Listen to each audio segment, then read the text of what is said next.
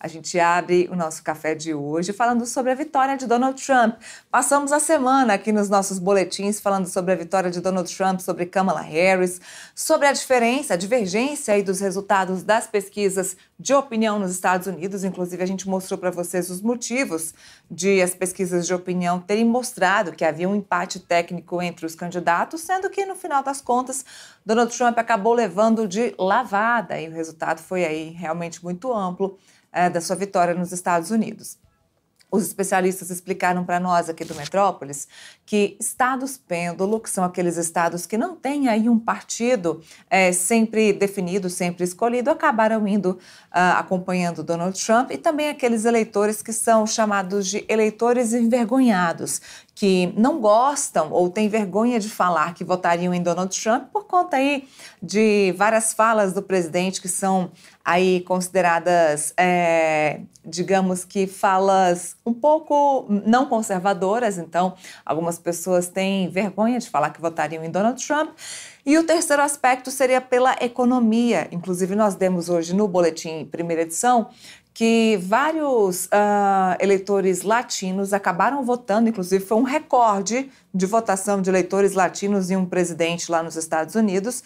Trump, então, teve esse recorde, isso porque os latinos levaram em consideração a economia e a falta de emprego no país, além da alta dos custos para viver nos Estados Unidos. Então, mesmo aí pensando pelo lado da imigração e também na questão do aborto, que são dois temas polêmicos que o Donald Trump é contrário, os latinos acabaram pensando, não só os latinos, viu? Muita gente acabou pensando na economia e no alto custo de vida que hoje acontece lá nos Estados Unidos. Aqui no Brasil, o presidente Lula, a gente sabe, estava apoiando Kamala Harris, ele que nas últimas semanas prestou aí o seu apoio a Kamala Harris. O presidente Lula acabou postando no X. Se a gente tiver o post do Lula, eu vou pedir aí, produção, para a gente colocar no ar. O presidente Lula dizendo que tá aí para vocês, parabenizando Donald Trump pela vitória eleitoral e o retorno à presidência dos Estados Unidos. De acordo com o Lula, a democracia é quem deve ser sempre respeitada, junto ao diálogo, trabalho conjunto e a paz. Então, essa foi a fala de Lula, que não estava apoiando Donald Trump. Inclusive, a direita aqui no Brasil, a esquerda, perdão, aqui no Brasil, o Partido dos Trabalhadores, principalmente, que é o partido do presidente Lula, está vendo aí uma crescente volta do movimento de direita aqui no Brasil e em todo o mundo. Sempre que um líder de algum país, um líder de direita acaba ganhando, a esquerda vê então esse crescimento e começa a se preocupar. A gente tem Javier Milei aqui na Argentina no momento, tem o Orbán também, que inclusive é um grande aliado, Daniel Orbán, que é um grande aliado de Donald Trump. A gente vê a direita crescendo e isso preocupou um pouco o presidente Lula e toda a liderança do Partido dos Trabalhadores. Inclusive, de acordo com o vice-líder, o senador Humberto Costa, vai haver sim uma reunião do Partido dos Trabalhadores para que eles possam trabalhar aí um pouco mais perto e junto dos partidos do chamado Centrão e deixar aí o seu apoio a partidos como o PCdoB e PV, evitando aí essa contradição de ideias de esquerda e de direita para que o Centrão esteja ali um pouco mais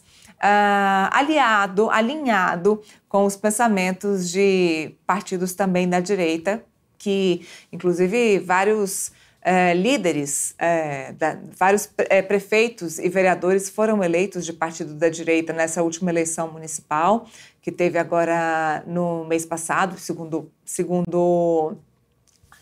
os dados mostram que principalmente o PL e partidos da direita elegeram muitos candidatos aí a vereadores e a prefeitos das cidades, o que deixa aí a esquerda e o PT certamente preocupado. Então, vai haver essa reunião, sim, para que desistam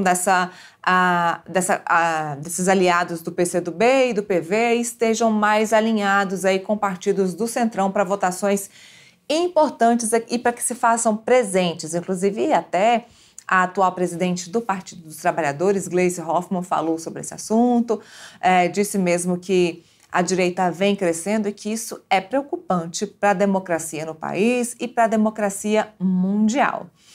Bom, falando sobre ainda Donald Trump como presidente, quem prestou aí o seu apoio, como sempre, foi o ex-presidente Jair Bolsonaro.